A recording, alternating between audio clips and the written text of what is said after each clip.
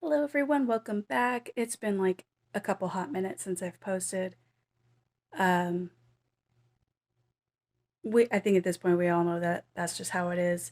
Life gets really crazy, and for some reason everything happens all at once, and then it takes months to get past things. But that's beside the point. Um, if you all want me to do a life update, let me know. I will. However, I seriously doubt very many of you want that. You're all here for the books. So let's get into it. Today's video is not going to be a book review, unfortunately. However, it is still book related because we're talking about my very specific nitpick of a specific type of audiobook. So, in the romance genre, we all know about dual POV stories. And dual POV are great, especially with Audible audiobooks, because either you get a really good voice actor who's doing both of the parts and they do it really well and distinctly, or uh, more commonly, or at least more commonly for the books I've read, you'll get two voice actors, one for each of the lead characters.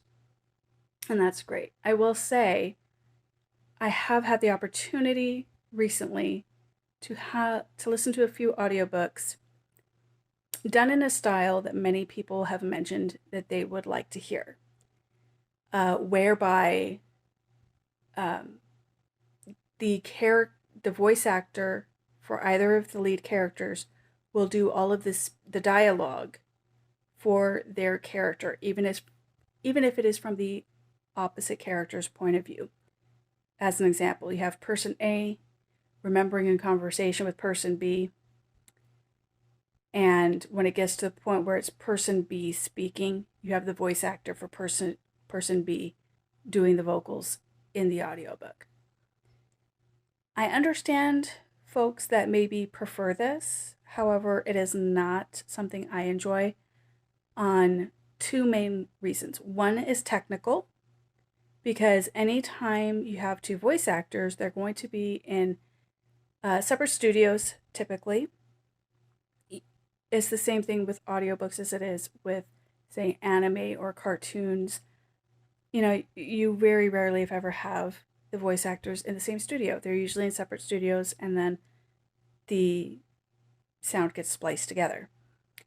Well, when that happens, you have the opportunity for, misalignment, so to speak, the with the sound. So you may have in a conversational setting where person A is speaking at a certain volume, and then person B speaks, and it's not that they're yelling, but it's just that the actual sound setting in their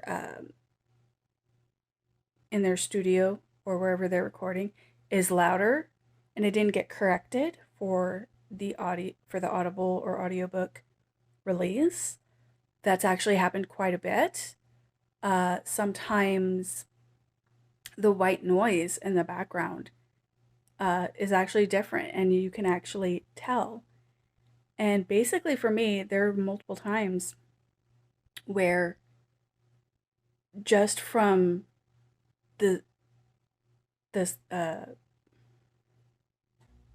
just from the splicing of the two sound bits together, it just doesn't match, and it kind of takes you out of the story a little bit right there. So on a technical reason, that's why I don't really like it. And then on an actual um, story basis, based off, or maybe not story, but yeah, I guess story, because I don't enjoy it because of the fact that when it's dual POV, that chapter is for that character's perspective, or that section of that chapter, depending on the style of the author. So when person A is remembering what person B said, it's going to reflect like that character's interpretation of it is going to reflect in how they uh, say what person B said. So, person B said, "You're so smart and funny." Well, if it's the the voice actor for person B, it's going to be how that actor sees it, how that voice actor sees it from the story.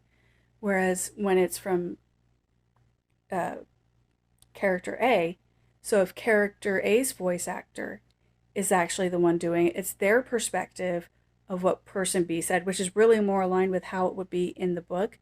So if character B said it very sweetly, it's like, oh, you're so smart and funny, and then that will show a little bit more. Whereas if it's kind of condescending, or even just person A thinks that person B said it condescending, even if it wasn't, but if that's what that character thinks, then it'll be like, oh, you're so smart and funny.